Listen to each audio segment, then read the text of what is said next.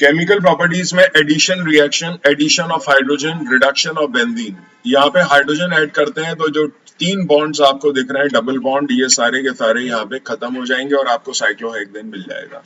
तो आप molecular form में ऐसे भी लिख सकते हैं, स्ट्रक्चर बना के ऐसे भी लिख सकते हैं, यहाँ 3 बॉन्ड्स नहीं आएंगे। इसके बाद है एडिशन ऑफ क्लोरीन और ब्रोमीन। अगर आप ब्रोमीन और क्लोरीन को ऐड करते हैं सनलाइट की प्रेजेंस में, आयोडीन के साथ ये रिएक्शन नहीं होता है, ब्रोमीन और क्लोरीन के साथ होता है, लेकिन सनलाइट या यूवी लाइट की प्रेजेंस में। बट यहाँ पे कोई हेलोजन कैरियर नहीं होना चाहिए, जैसे AlCl3 और FeCl3, और एक क्रिस्टलाइन क्लोराइड या ब्रोमाइड प्रोडक्ट्स आपको यहाँ पे मिलते हैं। तो बेंजीन के अंदर जब आप क्लोरीन ऐड करते हैं तो ये सारे के सारे या इसलिए ऐड होते हैं कि 3 डबल बॉन्ड यहाँ पे इस सारे कंज्यूम हो जाएंगे, एक एक वैलेंसी हर कार्बन पे फ्री हो जाएगी और एक एक क्लोरीन आप देख रहे हैं हर कार्बन एटम पे H के अलावा यहाँ पे आ गया है। तो बेंजीन के अंदर एक H था हर कार्बन पे, यहाँ पे आपके कितने हैं, 6 आपके क्लोरीन और ऐड हो गए, हर कार्बन एटम पे एक H और Cl है, और इस कंपाउंड पे 9 आइसोमर पॉसिबल है। इसको कहते हैं बेंजीन हेक्साक्लोराइड। 9 आइसोमर पॉसिबल हैं, लेकिन इसमें से सबसे पावरफुल जो है, पावरफुल इंसेक्टिसाइड, वो गामा आइसोमर है, जिसके 3 नाम है, गेमेक्सिन, 666 और लिंडेन। 666 यहाँ पे तीनों की नंबर एटम्स का ये 6 है, इसीलिए 666 यहाँ पे नाम पड़ा। Addition of ozone, double bond पे जब ओजोन ऐड करते हैं तो डबल बॉन्ड पे ओजोन कुछ इस तरीके से यहाँ पे ऐड होता है। ओजोन जब आप ऐड करोगे तो जहां जहां डबल बॉन्ड आपने बनाए हैं उसी पोजीशन पे आपको यहाँ पे ओजोन ऐड करना है, और ओजोन ऐड करने पे ये ओजोनाइड ट्राई बनता है। This try ozonide is form, और ट्राई ओजोनाइड यहाँ पे जब हाइड्रोलाइज होगा जिंक की प्रेजेंस में, तो यहाँ पे ये जो ऑक्सीजन है सबसे ऊपर वाले, ये क्या बनाएंगे, जेडेनो, और यहाँ पे ग्लाइकोक्सिल के 3 मॉलिक्यूल मिल जाएंगे। तो कन्वर्जन बेंजीन टू ग्लाइकोक्सिल भी होता है, कन्वर्जन एसिटिलीन टू ग्लाइकोक्सिल भी होता है, और ये कन्वर्जन जो है ये ओजोनोलिसिस के थ्रू ही किया जाता है। आप इस रिएक्शन में ओजोनाइड नहीं बनाना चाहते तो आप इस तरीके से यहाँ पे ये लिख सकते हैं। इसके बाद इलेक्ट्रोफिलिक सब्स्टिट्यूशन स्टार्ट होता है। क्लोरीन का रिएक्शन जब आप AlCl3 के साथ कराते हैं तो यहाँ पे इलेक्ट्रोफाइल मिलता है जिसका नाम है क्लोरोनियम आयन। तो क्लोरोनियम IUM जहाँ पे भी लगेगा पॉजिटिवली चार्ज आयन होगा, और एक जो नेगेटिवली चार्ज आयन है वो इसके साथ यहाँ पे कैरियर फॉरवर्ड हो गया, जिसको AlCl4 नेगेटिव, या इसको हेलोजन कैरियर हम कहते हैं क्योंकि Cl नेगेटिव को ये कैरी करता है। तो जब क्लोरीन या ब्रोमीन अटैक करते हैं इनकी प्रेजेंस में, हेलोजन कैरियर्स की प्रेजेंस में, तो क्लोरोबेंजीन और ब्रोमोबेंजीन मिलते हैं। बाय प्रोडक्ट आपका ये है। जब आप ब्रोमीन लेंगे तो एनहाइड्रस AlBr3 आपको यूज करना है, और जब आप क्लोरीन लेंगे तो एनहाइड्रस AlCl3 यूज करना है। ऐसा नहीं है ये हेलोजन कैरियर से ये ही है, बहुत सारे तरीके के होते हैं, बट आप कोई एक याद करो, AlCl3 या फिर FeCl3 या FeBr3 या AlBr3, दोनों में से आप कोई भी ले सकते हैं। आयोडीनेशन स्लो है, रिवर्सिबल है, therefore carried out in the presence of oxidizing agent, और उसका नाम एक ये याद कर लीजिए जो आपने एल्केन में भी पढ़ा था। देखिए रिएक्शन कुछ इस तरीके से होता है, एक मैकेनिज्म में एक्सप्लेन कर रहा हूं आपको। क्लोरीन जब AlCl3 से रिएक्ट करेगा तो यहाँ पे ये पोलराइज हो जाएगा, तो Cl पॉजिटिव यहाँ पे इलेक्ट्रोफाइल जनरेट होता है, और ये Cl पॉजिटिव यहाँ पे अटैक करता है, किधर, इस डबल बॉन्ड पे, कोई भी एक डबल बॉन्ड पे अटैक मान लीजिए। तो क्या होगा, ये Cl पॉजिटिव कहाँ, किस सेंटर पे अटैक करेगा, जहाँ नेगेटिव है। सपोज करते हैं इलेक्ट्रॉन पेयर इस तरफ आया क्योंकि क्लोरीन यहाँ से अटैक कर रहा है और यहाँ पे पॉजिटिव चार्ज आ गया, तो आप देख सकते हैं एक Cl यहाँ पे आ गया और AlCl4 नेगेटिव बन जाता है। इसके अंदर जब आप इसको आप एज अ रेजोनेटिंग स्ट्रक्चर मान लीजिए, देखिए पाई बॉन्ड्स किस तरीके से यहाँ पे शिफ्ट होते हैं और अपनी पोजीशन बदल सकते हैं। तो पॉजिटिव चार्ज की पोजीशन देखिए यहाँ पे है, फिर इधर है, और फिर यहाँ पे है, बाकी H और Cl अपनी पोजीशन पे है। रेजोनेटिंग स्ट्रक्चर्स की खास बात क्या है, इलेक्ट्रॉन्स अपनी पोजीशन बदलते हैं, एटम नहीं। एटम अपनी जगह पे है, इलेक्ट्रॉन्स अपनी पोजीशन बदल रहे हैं, जिसकी वजह से चार्ज अपनी पोजीशन बदल रहा है। तो आप इसी स्ट्रक्चर को मान के चलिए, इसके रेजोनेटिंग स्ट्रक्चर होते हैं। इसको अगर आप नहीं मान के चलना चाहते या इसका हाइब्रिड बनाना चाहते हैं, बना सकते हैं। तो ये रेफरेंस के लिए है, आपको इसी रिएक्शन पे फोकस करना है, और ये सिग्मा कॉम्प्लेक्स आपका यहाँ पे बन रहा है, और ये स्लो स्टेप है। The step is slow, hence it is a rate determining step. ये आप काइनेटिक्स में पढ़ोगे अगले साल की, ये पूरे मैकेनिज्म के अगर 3 स्टेप हैं, जो स्लोएस्ट स्टेप होता है ना, वो ही रेट को डिटरमिन करता है, यानी कि स्पीड को, रिएक्शन की डिटरमिन करता है। अब यहाँ पे क्या होगा, लॉस ऑफ प्रोटॉन हो गया, H पॉजिटिव, जब H पॉजिटिव निकला इसे अपना इलेक्ट्रॉन पेयर दे दिया, तो यहाँ पे क्या बन गया बॉन्ड, और यहाँ पे क्या बन गया क्लोरोबेंजीन।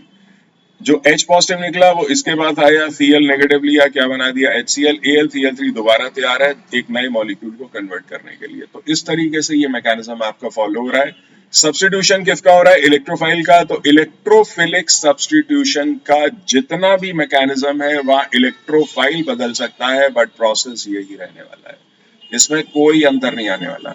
और ये मैकेनिज्म से रिलेटेड ही मान के चलिएगा, जो रिएक्शन मैकेनिज्म आपने पढ़ा है वहां पे इलेक्ट्रोफिलिक सब्स्टिट्यूशन कैसे होता है वो आपने यहाँ पे एप्लीकेशन सीख ली। अगर इसका मैकेनिज्म लिखने को आता है तो फिर आपको ये 3 स्टेप लिखने पड़ेंगे। ये रेजोनेंस वाला पार्ट जो है इसको भले ही आप ओमिट कर सकते हैं।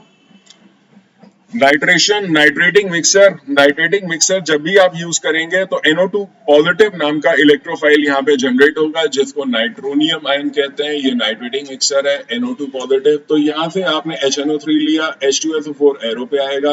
कहीं का भी सारे मॉलिक्यूल्स के मतलब पूरे बेंजीन के मॉलिक्यूल के हर कार्बन एटम सिमेट्रिक है। कोई भी हाइड्रोजन आप यहाँ पे ले सकते हैं, H और OH निकाल दीजिए, वाटर बार और NO2 वहां पे सब्स्टिट्यूट हो जाएगा। किसी भी कार्बन एटम पे आप कर सकते हैं। तो ये नाइट्रोबेंजीन आपको मिल जाता है। एक चीज ध्यान रखिएगा, बेंजीन के अंदर नाइट्रेशन अगर 50 डिग्री सेंटीग्रेड पे करेंगे तो एक NO2 आएगा, टेम्परेचर बढ़ा के 100 किया तो 2 NO2 आ जाएंगे, यानी कि डाई नाइट्रोबेंजीन मिल जाएगा। तो टेम्परेचर यहाँ पे आपको थोड़ा सा ध्यान रखना पड़ेगा। इसका भी मैकेनिज्म सेम है, जनरेशन ऑफ इलेक्ट्रोफाइल। देखिए H2SO4 पहले टूटा है ऐसे, और एसिडिक मीडियम में नाइट्रिक एसिड टूटता है तो यहाँ पे NO2 पॉजिटिव नाम का इलेक्ट्रोफाइल बनता है, जिसको नाइट्रोनियम आयन कहते हैं। दोबारा से आप देख सकते हैं यहाँ पे डबल बॉन्ड इधर शिफ्ट होगा। देखिए NO2 पॉजिटिव कहाँ अटैक कर रहा है, उस तरफ इलेक्ट्रॉन पेयर शिफ्ट होगा। सपोज करो यहाँ पे कर रहा है तो यहाँ हो जाएगा, तो नेगेटिव सेंटर वहीं पे जाएगा जहां पे पॉजिटिव इलेक्ट्रोफाइल अटैक कर रहा है। कोई भी डबल बॉन्ड पे अटैक हो सकता है। तो मान लेते हैं चलिए इस कार्बन एटम पे अटैक करने आ रहा है, तो ये इधर शिफ्ट हो जाएगा पाई इलेक्ट्रॉन, और यहाँ पे नेगेटिव चार्ज, इधर पॉजिटिव। तो ये पॉजिटिव चार्ज आपको दिख रहा है, नेगेटिव सेंटर पे NO2 पॉजिटिव अटैक कर गया। ये रेजोनेंस की वजह से थोड़ा बहुत स्टेबलाइज हो गया, और ये इसका हाइब्रिड है। बट यहाँ पे आप इसमें से ये वाले स्ट्रक्चर को कंसिडर करिए, इसी को हमने नीचे लिया है। लॉस ऑफ प्रोटॉन, यहीं से प्रोटॉन जाएगा जिस कार्बन एटम पे NO2 लगा है, और यहाँ पे क्या होगा, NO2 पॉजिटिव रह जाएगा, अपना इलेक्ट्रॉन पेयर ये यहाँ देके जाएगा डबल बॉन्ड। तो ये सेकंड सिर्फ क्या बदला है, सिर्फ इलेक्ट्रोफाइल का नाम बदला है और कुछ नहीं, बाकी ये मैकेनिज्म सेम रहने वाला है। तो इसको आप, दो मैकेनिज्म आपने देख लिए हैं। इलेक्ट्रोफिलिक सब्स्टिट्यूशन किस तरीके से होता है, 3 स्टेप आपको लिखने हैं। हाइब्रिड्स भले ही मत बनाइएगा। इसके बाद आता है सल्फोनेशन, अटैकिंग इलेक्ट्रोफाइल यहाँ पे SO3 पॉजिटिव है, सल्फोनियम आयन यहाँ पे आपका बनता है। सल्फोनियम आयन में रिएजेंट है concentrated sulphuric acid, concentrated sulphuric acid. अब ये मैकेनिज्म मैंने यहाँ पे नहीं समझाया है, आपको खुद ही समझ में आना चाहिए कि सल्फोनियम नाम का जो इलेक्ट्रोफाइल है ये जब अटैक करेगा तो पहले यहाँ से H और OH, ये तो समझने का तरीका है कि यहाँ से वाटर निकाल दो, SO3H लगा दो, तो ये सल्फोनियम बेंजीन सल्फोनिक एसिड बन गया। ठीक है, याद करने के लिए ठीक है, बट ये मैकेनिज्म नहीं है। कहाँ से H और कहाँ से OH जा रहा है वो पीछे जैसे आपने यहाँ पे देखा है वही प्रोसीजर आपको फॉलो करना है। कंसंट्रेटेड सल्फ्यूरिक एसिड अगर यहाँ पे SO3 के साथ मिक्स कर दिया जाए तो यहाँ पे एक कंपाउंड बनता है जिसका नाम है ओलियम। ओलियम कहिए, पायरोसल्फ्यूरिक एसिड कहिए, फ्यूमिक सल्फ्यूरिक एसिड। सिर्फ नॉर्मल अंतर इतना है, SO3 नहीं लिखेंगे तो ये रिएक्टिविटी की स्पीड थोड़ी कम हो जाएगी, अदरवाइज इसकी प्रेजेंस में स्पीड आपकी ठीक ठाक रहेगी। तो रिएक्शन के रेट को अफेक्ट करता है। What is formylation, formylation formyl group को लेके बताया गया है, या एल्डो, इसमें इस ग्रुप का नाम फॉर्माइल ग्रुप यहाँ पे बोला गया है, CHO को। तो बेंजीन के अंदर जब आप कार्बन मोनोऑक्साइड और HCl ऐड करते हैं एनहाइड्रस AlCl3 की प्रेजेंस में, तो यहाँ पे CHO ग्रुप बनता है जो यहाँ पे अटैच हो जाएगा और ये कंपाउंड बन जाएगा बेंजल्डिहाइड। तो बेंजीन टू बेंजल्डिहाइड कन्वर्जन आए तो आप गेटरमैन कॉस्ट रिएक्शन से कर सकते हैं। HCl यहाँ गया। सवाल ये उठता है कि HCl यहाँ पे दोनों तरफ क्यों लिखा गया है, यहाँ पे भी है, प्रोडक्ट में भी है, रिएक्टेंट में भी है, तो क्यों ना इसे कैंसिल कर दें। बट समझते हैं कि दोनों जगह ये बना कैसे है। देखिए, पहले कार्बन मोनोऑक्साइड और HCl जब रिएक्ट हुआ एनहाइड्रस AlCl3 की प्रेजेंस में, तो यहाँ पे कंपाउंड मिला जिसका नाम है फॉर्माइल क्लोराइड। फॉर्माइल इसको बोलते हैं, क्लोराइड ये है, तो HCOCl। अगर यहाँ पे OH में लगा दूं तो ये क्या हो जाएगा, फॉर्मिक एसिड, और OH हटा के अगर Cl लगा दिया तो ये नाम क्या बन जाएगा, फॉर्माइल क्लोराइड। जैसे ये बनेगा ये टूटेगा इसमें फॉर्माइल ग्रुप और क्लोराइड में, तो यहाँ पे पॉजिटिव चार्ज आ गया, ये बन गया आपका इलेक्ट्रोफाइल, जो ठीक पीछे जो मैकेनिज्म आपने पढ़े हैं उसी तरीके से ये अटैक करेगा, किसी भी डबल बॉन्ड पे अटैक करेगा और वहां पे क्या होगा, उस तरफ पाई इलेक्ट्रॉन आपके ट्रांसफर हो जाएंगे और वहां पे ये जो आपका इलेक्ट्रोफाइल है और हाइड्रोजन दोनों पोजीशंस एक ही कार्बन एटम पे रहेंगी और वहीं से H पॉजिटिव रिलीज होगा। तो Cl नेगेटिव ये जो बना, अब H पॉजिटिव ये CHO ग्रुप जहां पे भी अटैक करेगा वहां से H पॉजिटिव रिलीज होगा, H पॉजिटिव रिलीज होगा, वो इस Cl से कंबाइन करके क्या बना देगा, HCl। तो देखिए HCl कंज्यूम हुआ तो ये बना और बाद में ये प्रोड्यूस भी हो गया, तो आपको दोनों जगह दिखाना जरूरी है, ऐसा नहीं कि आप इसे कैंसिल करके इसे अलग कर दें। तो ये मैकेनिज्म है, जरूरी नहीं है कि ये आपको लिखना है हर बार, ये से आपके रेफरेंस के लिए है कि ये रिएक्शन हुआ कैसे, गेटरमैन कॉची रिएक्शन एक सिंगल स्टेप में आपको लिखनी है। इसके बाद है Friedel Craft reaction. What is Friedel Craft reaction? ये पूरा 12th तक कॉम्पिटिशन तक एक ही चीज रहेगी, एडिशन ऑफ एल्काइल और acyl group to the benzene ring in the presence of anhydrous AlCl3, जिसको हेलोजन कैरियर हम बोलते हैं, is called Friedel Craft reaction. तो एक तो आप एल्काइल ग्रुप ऐड करते हो, तो उसका एग्जांपल देख लेते हैं, एल्काइलेशन। एल्काइल ग्रुप आप अपनी मर्जी का यहाँ लीजिए, जो भी alkyl halide, methyl, ethyl, propyl, butyl कुछ भी ले सकते हैं, और यहाँ पे इसको एनहाइड्रस AlCl3 की प्रेजेंस में लेंगे तो ये इलेक्ट्रोफाइल होगा CH3 पॉजिटिव और Cl नेगेटिव यहाँ पे न्यूक्लियोफाइल हो जाएगा जो इसके साथ अटैच हो जाएगा। CH3 पॉजिटिव यहाँ अटैक करेगा, ये क्या बन जाएगा, टॉलीन। बहुत इंपॉर्टेंट कन्वर्जन ये आता है कि आप बेंजीन से हायर हाइड्रोकार्बन कैसे प्रिपेयर करेंगे, तो ये आपका मिथाइल बेंजीन आप इसे कह सकते हैं या इसे टॉलीन कहते हैं। और अगर आप चाहते हैं नहीं हमें तो इथाइल चाहिए, इथाइल बेंजीन बनाना है, तो यहाँ पे C2H5 ले लीजिए। प्रोपाइल बेंजीन बनाना है तो आप यहाँ पे C3H7 ले लीजिए, इस तरीके से, तो वही अल्काइल ग्रुप यहाँ पे आ जाएगा। ऐसी तरीके से एसाइलेशन भी कर सकते हैं। What is acyl group? RCO। तो RCO एसाइल ग्रुप है, लेकिन R की जगह अगर आप एल्काइल ग्रुप CH3 लिख देते हैं तो इसे एसिटाइल कहते हैं। आपके बोर्ड लेवल तक इससे बड़ा ये एसाइल ग्रुप यूज नहीं होगा, तो इसको ध्यान में रखिएगा। What is acetylation? तो एसाइलेशन का एक नाम और जो कॉमन बन जाता है वो एसिटाइलेशन, लेकिन वो तब है जब हम इसमें R की वैल्यू यहाँ पे CH3 डिफाइन करते हैं। तो CH3 COCl एसिटाइल ग्रुप ये रहा और ये क्लोराइड है, नाम पड़ा एसिटाइल क्लोराइड, कॉमन नेम। और इसको NaCl3 की पेयर से आप लोगे तो Cl यहाँ चला जाएगा, CH3CO ग्रुप यहाँ पे ऐड हो जाएगा। ये एक तरह का कीटोन है, दोनों वैलेंसीज पे एल्काइल ग्रुप है, एक तरफ फिनाइल एक तरफ मिथाइल, तो इसे मिथाइल फिनाइल कीटोन अल्फाबेटिकली बोल दीजिए, या फिर इसका नाम है एस्टोफिनॉन।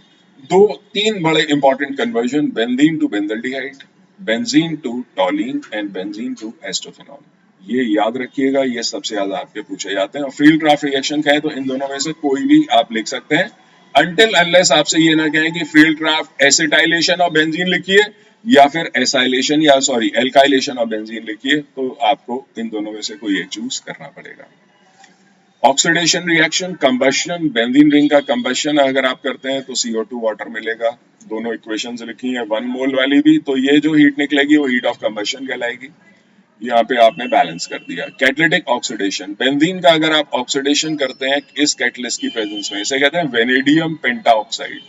773 केल्विन या 500 degree centigrade 9 time nascent oxygen, आपको मैलिक एनहाइड्राइड मिलेगा, प्लस वाटर प्लस CO2। तो 6 कार्बेटम थे, 4 यहाँ चले गए, 2 कार्बेटम CO2 के फॉर्म में कन्वर्ट हो जाएंगे। और लास्ट है पायरोलिसिस, फॉर्मेशन ऑफ बाइफेनाइल। अगर आप दो बेंजीन के मॉलिक्यूल को 1000 डिग्री सेंटीग्रेड तक हीट कर देते हैं तो दोनों बेंजीन रिंग का एक एक H खत्म हो जाएगा और यहाँ पे क्या होगा, दोनों फिनाइल ग्रुप आपस में कंबाइन कर जाएंगे और इस कंपाउंड को डाइफिनाइल कह सकते हैं या फिर आप बाइफिनाइल, और दो हाइड्रोजन जो यहाँ पे हर कार्बेटम से एक एक रिलीज हुआ है वो H2 बना के बाहर निकल जाएगा। तो बेंजीन टू बाइफिनाइल यहाँ पे पायरोलिसिस से आप कन्वर्ट कर सकते हैं।